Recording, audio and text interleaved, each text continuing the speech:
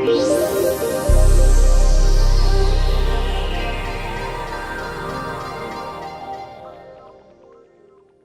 et messieurs, bonjour. Je suis absolument ravi d'accueillir Pierre Gattaz. Je présente, je m'adresse non seulement au président du MEDEF, archi-connu, mais aussi à l'ingénieur, à l'employeur d'ingénieurs et à une personne qui connaît très bien l'industrie.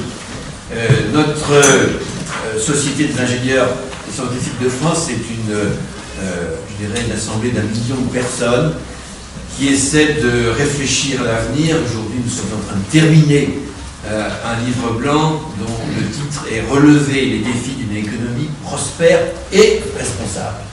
Nous aimons bien sûr, la croissance, mais nous aimons bien aussi le sens des responsabilités. On ne fait pas n'importe quoi. Et on ajoute, les ingénieurs et scientifiques s'engagent. Je pense que c'est un des points essentiels sur lesquels on aimerait vous écouter. C'est qu'est-ce que les ingénieurs et scientifiques doivent faire, sur quoi on peut les attendre, comment doivent-ils s'engager pour que notre pays retrouve le punch qu'il a, je dirais potentiellement, mais qui n'est pas toujours très visible. Je vous laisse la parole. Merci beaucoup. Mesdames et messieurs, bonjour, ravi d'être avec vous pour une petite heure. Je vais vous parler de ce qu'on essaie de faire au MEDEF, et puis ensuite j'essaierai de répondre à vos questions, et n'hésitez pas, bien sûr, c'est un débat à m'alimenter de vos propres réflexions. Le MEDEF, c'est 750 000 adhérents, il faut le savoir. Nos détracteurs disent que nous sommes le CAC 40. Alors, nous avons le CAC 40, nous avons 5 000 ETI et les 745 000 TPE-PME qui sont répartis sur tout le territoire. Donc ça, c'est une vraie armée de forces économiques. Pourquoi je suis devant vous, le président du MEDEF? Alors, je suis ingénieur de formation télécom, je suis parti aux États-Unis, j'ai travaillé chez Dassault Électronique, et puis ensuite j'ai repris une petite société qui s'appelait Fontaine Électronique, avant de rentrer à Radial en 92, qui n'allait pas très bien, donc j'ai repositionné Radial sur le télécom. Nous avons fait 10 ans, en 92 et 2000, de croissance pas exponentielle, mais très forte. Je pensais que j'étais le Bill Gates de la connectique, et puis je me disais trop facile l'industrie. Et en 2001, tout a explosé, la bulle Internet a explosé. Donc j'ai dû faire face à une réduction de mon chiffre d'affaires de 40% en 2 ans, ce qui est compliqué quand même à gérer avec des usines en France. Et en fait, c'est là où, quand vous sortez d'un plan de restructuration en France qui a duré 12 à 18 mois, vous vous jurez de ne plus créer un seul emploi en France. C'est-à-dire que c'est fini, je n'embaucherai plus en France, c'est terminé, c'est trop compliqué. Et puis ça m'a duré quelques jours seulement. Je me suis dit, bon, si tous les patrons raisonnent comme moi, ça va être catastrophique. Il faut faire quelque chose. Et donc c'est là où j'ai commencé à m'engager un peu dans les syndicats professionnels, les composants électroniques, la FIEC, le GFI, le composant des fédérations industrielles, et puis le MEDEF. Alors pourquoi le MEDEF? Parce que pendant 20 ans, j'ai beaucoup développé à l'international aussi. On a ouvert pas mal de filiales dans le monde. Et en revenant de ces différents voyages, on a un sentiment mixte sur la France. D'abord, formidable pays, la France. Des atouts considérables, une culture, un climat, une histoire, un rayonnement, des ingénieurs hors pair, des filières d'excellence. Ce que nous disent d'ailleurs, ce que nous disent la plupart de nos partenaires, quand vous allez en Chine, ils ont une énorme admiration pour la France. En Afrique, énorme admiration pour la France, pour tout ce que je viens de dire. Et puis, ces Chinois et ces Africains, et ces Américains disent, on ne vous voit pas, on ne vous voit plus. En Afrique, c'est très clair, on ne vous voit plus. Les Français, vous avez laissé des collèges depuis. Donc nous sommes un immense pays, nous avons des atouts absolument incroyables. Ça, c'est le côté positif. Et puis le côté négatif, c'est que vous revenez de Roissy, vous prenez un taxi, vous ouvrez la radio, vous entendez des gens, mais je dirais, ça fait quelques années quand même déjà, qui savent tout sur tout, et qui nous continuent de nous faire de la lutte des classes larvées, qui continuent de dire l'entreprise, c'est l'exploitation du peuple par quelques-uns, les salariés sont à gauche, les patrons sont à droite, le social est à gauche, l'économie est à droite, mais c'est des trucs complètement délirants que vous ne voyez nulle part ailleurs dans le monde. Quand vous venez de Singapour, de Hong Kong, de Shanghai, de Pékin, qui ont inventé comme l'économie socialiste de marché, on se dit, mais c'est pas possible, on rêve, en France, on a l'impression de de rêver. Il y a un problème de pédagogie de ce qu'est une entreprise, de ce qu'est l'économie de marché, qui est le moins mauvais système qui est inventé depuis quelques centaines d'années. C'est pas le meilleur, mais on n'a pas inventé mieux aujourd'hui. Donc il faut juste l'accepter comme les autres l'ont accepté en essayant de corriger les défauts.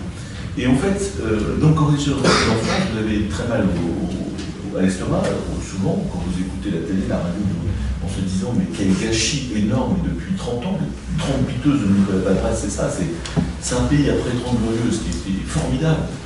Nous avons fait la philo, la sociologie, et nous nous retrouvons dans un état assez angoissant pour la France, les Français, et tous ceux qui nous regardent dans le monde. Mais qu'est-ce que vous foutez les Français?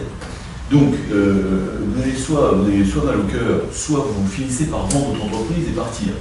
Tous mes concurrents Dragnal, patrimoniaux, créés après la guerre par des ingénieurs, Surio, Connectral, Singe, RLD, FRB, se sont vendus. Oui, j'ai plus de concurrents en France, alors vous me direz c'est super pour moi, non, c'est pas super. Parce que ça montre l'état de dégradation, les 30 piteuses, la désindustrialisation du pays. Moi je l'ai vécu depuis 30 ans, 20 ans. Et dans ce temps-là, mes 30 concurrents patrimoniaux allemands sont toujours en pleine forme, sont en deuxième ou troisième génération, ils exportent comme des fous, ils innovent comme des fous, ils profitent de l'automobile allemande, etc. Et donc, j'ai vécu, si vous voulez, cette descente aux enfers quelque part de la France, cette désindustrialisation de la France, et je me dis, il faut faire quelque chose. Donc, la troisième voie, c'est après avoir mal au cœur de vendre, c'est de rester en France et de s'engager. C'est de s'engager dans un combat qui est un combat pour dire il faut quand même qu'on en finisse et qu'on fasse une révolution culturelle, économique, durable de notre pays. Et de faire comprendre à nos concitoyens, et surtout à nos politiques, que l'entreprise n'est ni à gauche ni à droite. Et que l'économie de marché n'est ni à gauche ni à droite. Et mon rêve, en fait, pour la France, c'est qu'il y a un parti réformiste de gauche qui se crée autour de peut-être Macron, Valls, Le Guen, etc. Que ces gens-là prennent le pouvoir à gauche et nous fassent comme l'Allemagne et l'Angleterre, comme Tony Blair, comme Schröder. C'est-à-dire l'entreprise, c'est fondamental. C'est là où on crée la richesse, c'est là où on crée l'innovation, c'est là où on crée des produits, des services, c'est là où on crée de l'épanouissement humain, c'est là où on crée de la dignité humaine par le travail. Ce qu'ont compris incroyablement, d'ailleurs avec nos amis allemands qui ont fait leur bac de Duesberg en 1959, le Parti socialiste allemand a dit moi je ne veux plus être associé au communisme et au trotskisme, ni à l'église. Bon. Et puis l'outil de travail, c'est l'entreprise, c'est fondamental. Bon, après, avec des bases comme ça, on arrive à bâtir quelque chose. Donc une alternance entre une gauche réformiste et une droite pas trop bête permettrait, sans doute pour nous qui sommes dans les entreprises, qui créons, qui produisons, qui vendons, qui essayons de développer nos entreprises, et le plus possible à partir de la France, je dirais que l'environnement serait beaucoup plus stable, beaucoup moins politique, et on ne serait pas tout le temps soumis à un jeu de rôle où l'entreprise est toujours soumise à toutes les exactions politiques ou budgétaires ou électoralistes. Alors, une fois que j'ai dit ça, qu'est-ce qu'on fait? C'est la question. Bon, ça fait 30 ans que ça dure, hein, les 30 piteuses, c'est assez angoissant. Je me dis, mais est-ce qu'il va se passer quelque chose? Alors, en fait, au MEDEF, on a essayé de faire quelque chose, c'est de dire, il faut... comment on peut toucher nos amis français, nos compatriotes et les élus, si on parle de l'entreprise, l'entreprise, ils ne connaissent pas très bien, la productivité, la rentabilité, c'est la croissance, un peu compliqué. En fait, on est parti sur l'emploi. Et moi, mon combat, et je pense que ça concerne tout le monde, parce qu'on a tous des enfants, on a tous dans nos familles, des gens qui sont au chômage, parfois durablement, des gamins qui cherchent des stages sans les trouver. Et je pense que l'emploi, il y a deux problèmes en France qui touchent les Français, c'est un, le chômage, deux, l'insécurité. Et ça, c'est vraiment très très fort. Donc le chômage, eh bien, je dirais, c'est l'économie, c'est l'entreprise qui peut régler ces problèmes de chômage. Donc, et le problème de la sécurité, on y vient indirectement. C'est pour ça que je pense que les candidats présidentiels de la République, s'ils ont en tête ces deux fléaux-là de la France, ben, le chômage, qui est un problème économique digne de ce nom qu'il faut mettre en place, et la sécurité, je dirais que 50%, que la moitié des problèmes de sécurité peuvent être réglés par l'emploi, par l'intégration, par la motivation, par le management, et par réduire le chômage dans la plupart des quartiers, etc. Donc je pense que le programme politique devrait intégrer 75% de programme économique digne de ce nom pour régler le problème du chômage d'un côté et une bonne partie des problèmes de sécurité d'autre part. Donc ça, il faut vraiment l'expliquer fortement. Et que l'entreprise est la clé. L'entreprise, c'est la clé de tout. C'est, comme je dis souvent, la plus belle communauté humaine après la famille. Il faut, et je crois que les Français l'ont compris, ce qui me rassure, c'est que les Français ont compris que, en classant l'entreprise, notamment TPE-PME, comme étant l'institution la plus crédible, la plus importante de France, donc beaucoup de sondages, avant la justice, la police, l'armée. Donc, et quand vous êtes dans les 30e dernier, les politiques. 9e, les médias, les journalistes. Donc, c'est formidable. TPE-PME, pas encore ETI ni grand groupe, mais TPE-PME, c'est déjà pas mal. Encore 10 minutes? Je redonne juste un tout petit cadre. Pierre doit partir assez tôt, à 9h20, et de nous quitter assez vite. Donc, on va essayer de faire court au niveau de la présentation, de façon à pouvoir avoir un maximum d'interaction avec vous tous. Mais je vais essayer de vous expliquer. Alors, donc, nous, notre combat, c'est l'emploi, et nous poussons tous les gens que nous voyons dans le cercle politique à viser le plein emploi. Le plein emploi, c'est quoi? C'est ce qu'ont fait les Allemands, 5 à 6%, les Anglais, 5 à 6%, les Suisses sont à 3% de chômage, les Singapouriens à 3% de chômage, et nous, on est à 10%, durablement, 10%. Pour les jeunes, c'est 25%. Dans les quartiers, certains quartiers, c'est 40 à 50%. Donc, vous voyez, moi, je pousse les candidats, je suis content que certains l'expriment, comme Juppé, je crois, comme Fillon. L'objectif, c'est d'aller au plein emploi. Alors, quand je dis ça, c'est assez surprenant. Moi, je m'aperçois qu'il y a plein de gens qui ne veulent pas parler d'emploi et qui ne les concernent pas. Il y a des gens qui fuient ces questions-là, les députés, les ministres, les partenaires sociaux. Très compliqué. C'est l'emploi, non. J'ai discuté avec Jean-Claude Mailly il n'y a pas très longtemps. Je lui disais, Jean-Claude, moi, mon combat, c'est l'emploi. Il dit non, pas du tout. Moi, vous n'êtes pas le Premier ministre de la France, M. Létas. Mais je ne suis pas le Premier ministre, j'ai des enfants, j'ai machin, je vois le truc. Et donc, vous voyez, on ne veut pas créer l'emploi en France. Ça, c'est extraordinaire. Donc, à partir de là, il faut y aller. C'est l'objectif numéro 1 qu'il faut mettre dans tous les programmes. Alors, comment on crée l'emploi? Évidemment, vous arrivez sur l'entreprise. Alors ensuite, qu'est-ce qu'on peut faire pour faire bouger et faire que les réformes soient acceptées en France? Donc, quand vous voyez la loi El Khomri qui partait d'un monde du sentiment, qui a été complètement déshabillée et détricotée pendant 6 mois, avec un résultat assez mauvais à la fin, on se dit qu'il faut absolument expliquer le sens des réformes à nos compatriotes. Et pour ça, on est parti sur les grandes mutations du monde. Pourquoi les grandes mutations du monde? Parce que dans nos entreprises, on a des plans stratégiques, tout le temps. On est tout le temps en train de regarder devant. À 5 ans, 10 ans, 15 ans, 20 ans, ça dépend des filières. Et c'est fondamental. Et il faut faire un plan stratégique et le faire partager au maximum avec nos salariés et nos collaborateurs pour savoir où aller. C'est comme sur un bateau, et notamment dans la tempête, si le capitaine ne vous dit rien et si vous êtes secoué dans tous les sens, c'est mutinerie, c'est la peur, c'est l'angoisse, on va couler, c'est le capitaine ne fait rien. Bon, c'est la France actuellement un peu, c'est la France dans la crise, qu'est-ce qu'on fout, qu'est-ce qu'on fait, on va où? Donc moi je pense qu'il faut vraiment reparler aux Français, c'est ce qu'on a fait au MEDEF depuis 2 ans, et on a fait un livre qui s'appelle La France bouge, le monde bouge et la France, point d'interrogation, qui explique cette grande mutation dans le monde. Le monde s'internationalise, est globalisé. Depuis 30 ans, ce monde est ouvert. 2, l'Europe est une formidable opportunité si on arrive à faire fonctionner l'Europe. 3, toutes les filières d'avenir, bien sûr. Toutes les filières d'avenir dont je parle, l'industrie, l'industrie 4.0, la santé, le tourisme, tout ce qui est sécurité, tout ce qui est santé, tout ce qui est transport, tout ce qui est infrastructure, je dirais, tout est à créer. 4e chose, bien sûr, 4e mutation, la NBIC, la révolution digitale, mais au-delà du digital, NBIC, nano, bio, informatique, cognitique, qui va révolutionner le monde, qui est en train de révolutionner. Et puis, 5e grande révolution, tout ce qui est développement durable, climat, énergie. Et on aura rajouté 2 qui sont plutôt d'ordre sociétal.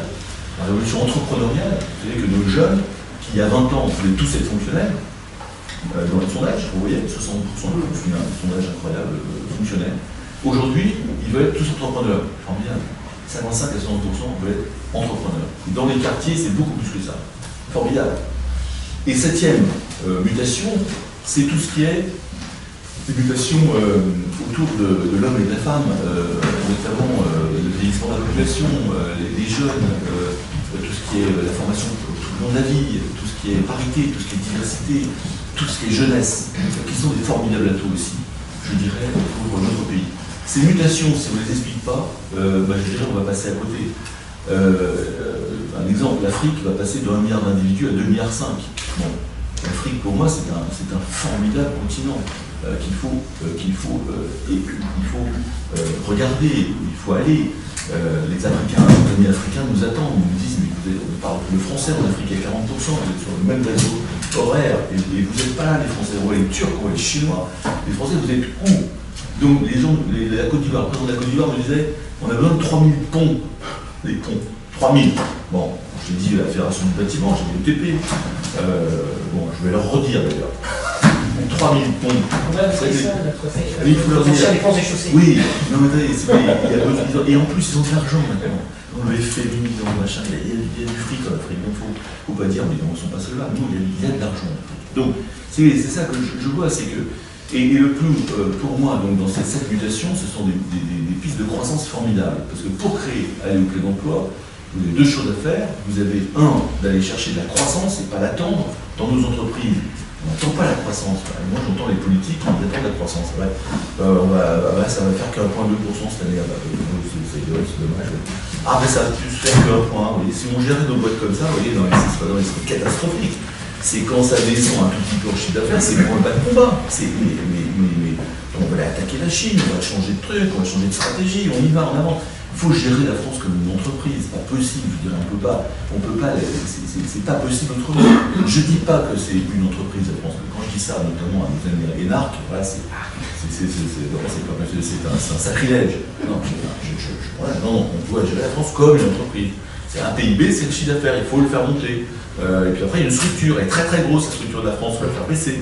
Et après, il y a le numérique, il faudra peut-être qu'on s'en occupe, parce que le numérique, ça va bouleverser tout le monde, y compris l'administration, etc., etc. Donc, il y a la partie croissance. La croissance, ça devrait nous permettre, en effet, d'aller à la moitié du plein emploi. Aujourd'hui, nous sommes à 10%, si on vise 6%. Nous, on a imaginé qu'il y ait sans doute 1 million d'emplois environ qui seraient liés à une croissance au-delà de 2%, qui pourrait être générée par ces 7 grandes mutations dont je viens de parler, si on s'y met. Et un autre point, un autre million d'emplois, c'est-à-dire 2 points supplémentaires de baisse du chômage, par le déverrouillage du marché du travail, parce que les gens ont peur. Alors, je vais vous expliquer un tout petit peu ces sujets-là, pour arriver ensuite à la fin de mon exposé. C'est que quels sont les blocs de réforme dont on a besoin au niveau de l'entreprise pour aller chercher cette croissance. Je vais juste vous faire un petit pitch que j'ai vu avec un patron de PME, en lui disant mais il faut que tu exportes. Il me dit ah non Pierre, je ne peux pas exporter parce que j'ai 50 personnes, moi j'ai pas les moyens, j'ai pas les taux de marge, je ne peux pas exporter, je peux pas m'automatiser, je peux pas, non j'ai pas les moyens. Bon, donc ça c'est tout le temps. Vous allez voir les PME, elles sont donc compliquées. Donc première réforme, restaurer les marges. En faisant quoi? En améliorant la fiscalité. En faisant quoi? En baissant les dépenses publiques. 100 milliards. Les dépenses publiques françaises, c'est 57% du PIB. Les moyennes européennes, c'est 50, 49. L'Allemagne est à 45. Donc vous voyez le fardeau qu'on a, à la fois sur les ménages, mais sur les entreprises. Donc premier axe, M. Dupont, sa PME, on va lui donner les marges. Il faut, parce que sinon, il n'exportera pas. Et après, je dis, ah ben, tu as des marges, tu vas pouvoir embaucher. Ah non, attends, embaucher en France. T'es fou. Donc si moi la plupart des patrons n'osent pas embaucher en France. Je vois des patrons seuls. Les artisans que j'utilise, plombiers, électriciens, etc., je suis effrayé, ils sont tous tout seuls. Mais pourquoi les samedis à 19h pour faire les travaux? Et bien ils l'ont embauché les gars. Ah non, j'ai eu 2 salariés, j'ai eu 2 prud'hommes, c'est fini. Ils sont tous comme ça. Donc moi je vois des patrons, des petits patrons tout seuls. J'en ai un cousin Germain qui était à Toulouse, qui avait 6 personnes dans le conseil, et tout seul, j'ai vu la semaine dernière. Ah non, dans le droit du travail, je ne sais plus faire. Restaurateur de frais de juste, 25 personnes, tout seul. Non mais, ils sont tous tout seuls, donc il faut expliquer quand même à nos politiques, les gars, il faut arrêter. Donc, 1, des marges, 2, donc par fiscalité, 2, améliorer déverrouiller le marché du travail. C'était l'idée de la loi El Khomri version 1 de janvier. Bon, avec ce qu'on souhaite. Alors, tu as des marges, mais là, tu vas donc pouvoir créer ton usine en France, c'est génial. Attends, Pierre, tu ne te rends pas compte. C'est trop compliqué en France, l'environnement est trop compliqué. Puis les recours, les ONG, etc. Non, je ne sais pas faire, je vais créer beaucoup plus rapidement en Angleterre, en Allemagne. Donc, troisième bloc de réforme, la simplification de notre environnement réglementaire législatif, pour restaurer la confiance. Donc, si on fait ça, que tu seras servi, c'est génial, tu vas pouvoir embaucher. Ah ben non, parce que je ne trouve pas. Regardez, c'est extraordinaire. Vous voyez, les patrons, on dit, il y a ceux qui ne peuvent pas embaucher parce qu'ils n'ont pas les marges, ceux qui n'osent pas embaucher parce qu'ils ont peur, et ceux qui ne trouvent pas, dont je fais partie. Parce que quand vous regardez dans le monde industriel, moi je cherche des décolleurs depuis 2 ans, 2 dans le Jura, 12, je n'ai pas trouvé. Donc je prends des apprentis, ils seront prêts dans 7 ans, 5 à 7 ans, des régleurs. 5 à 7 ans, pendant ce temps-là, c'est mes copains suisses qui prennent les commandes. Donc, Saint-Nazaire, chantier de Saint-Nazaire, ils cherchent des soudeurs tout le temps. Qu'est-ce qu'ils font? Ils les embauchent de Bulgarie, de Roumanie et de Pologne. On ne dit pas ça. Bon, dans le Nord, vous avez 12 à 15% dans certaines régions. J'ai des industriels du Nord qui me disent il y a 12% dans mon bassin d'emploi, et je cherche du monde dans l'industrie. Ils n'aiment pas. C'est vrai qu'il y a beaucoup de personnes qui préfèrent rester 24 mois au chômage, de faire du black, plutôt que de travailler. D'où la position qu'on prend sur une dégressivité intelligente de l'assurance chômage. Mais bon, ça c'est pas notre problème. Et tout s'explique. Pas par la politique. Dès que vous politisez tout ça, vous êtes mort. Et c'est pour ça, si vous voulez, qu'il faut dépolitiser l'entreprise et l'économie. Sinon, on est mort. Sinon, vous êtes dans le dogme, l'idéologie, c'est ça le patron, il veut nous avoir, machin, etc. Enfin, arrêtez. C'est pas ça le problème. C'est est-ce qu'on veut aller au plein emploi? C'est la seule question. Donc, une fois que j'ai dit ça, vous voyez les 4 blocs de réforme qu'il faut faire pour l'ensemble de l'économie. Et puis après, en effet, vous avez 3 choses supplémentaires qui sont les conditions culturelles, le changement culturel au niveau de la France. C'est restaurer la confiance. On est dans un monde français qui est très contrainte, contrôle, sanction. Vous voyez, j'ai rajouté taxe, pas au-dessus. Dès que vous avez un problème, on taxe, boum, premier réflexe pavlovien, un député de base, je dirais. Donc on lui dit taxez-tu, je vais lancer un nouveau slogan, taxez-tu comme sur le paquet de cigarettes, vous voyez. Il faut être simple dans la vie, vous voyez. Plus ils vont nous taxer, moins on va embaucher en France, parce qu'on ne sera pas compétitif. Il faut expliquer les choses très simplement. Bon, donc il faut passer à un mode de contrainte, contrôle, sanction, à un mode de incitation, motivation, exemplarité. Et là, vous restaurez la confiance. C'est un mode très anglo-saxon. Les inspecteurs du travail, etc., en Angleterre ou du fisc, plus exactement, sont souvent des conseilleurs. Moi, je rêve que nos inspecteurs du travail en France, ou l'URSSAF, soient des conseilleurs, avant tout. Alors, ils nous donnent 6 mois, 9 mois pour régler le problème, en disant, on revient dans 9 mois, bon, vous aurez les problèmes, puis dans 9 mois, si c'est pas réglé, bah là, vous faites allumer, ça c'est vrai. Mais moi, je rêve de ça, pour restaurer un climat de confiance. Deuxième chose, il faut encourager le risque. Et dans nos boîtes, nous le savons tous, nous tous ingénieurs dans cette salle, on est des Christophe Colomb, on défriche toute la journée, on défriche des mondes nouveaux, on est en exploration permanente et on peut se planter parce qu'il y a des voies qu'on a explorées qui ne sont pas bonnes et c'est normal, ça fait partie du jeu de l'innovation et de ce que nous faisons de notre métier. Donc il faut encourager ce risque, l'accompagner. Alors ce risque, bien sûr, il faut le maîtriser, il ne faut pas engloutir la boîte par des mauvaises décisions, bien évidemment. Mais notre travail, c'est de défricher, c'est d'avancer dans un monde inconnu, qui est le futur. Formidable, donc il faut encourager ce risque, et dans le principe de précaution de la Constitution, il faut le changer par un principe d'innovation. Donc ça, on va beaucoup le biais sur le sujet. Et troisième chose, c'est encourager la réussite. Et je pense qu'en France, il faut encourager toutes les réussites. On adore notre équipe de foot quand elle gagne, il faut encourager les réussites scientifiques, technologiques, artistiques, culturelles, bien sûr, sportives, bien sûr, mais entrepreneuriales, technologiques. Et je pense que c'est vraiment important qu'avant de réhabiliter la richesse, bon, là ce sera peut-être les enfants ou les petits-enfants, mais déjà réhabiliter le principe de réussir, celui-là il a réussi, cette personne a réussi, c'est formidable. Bon, je pense qu'il y a quelques actions à faire sur ce sujet.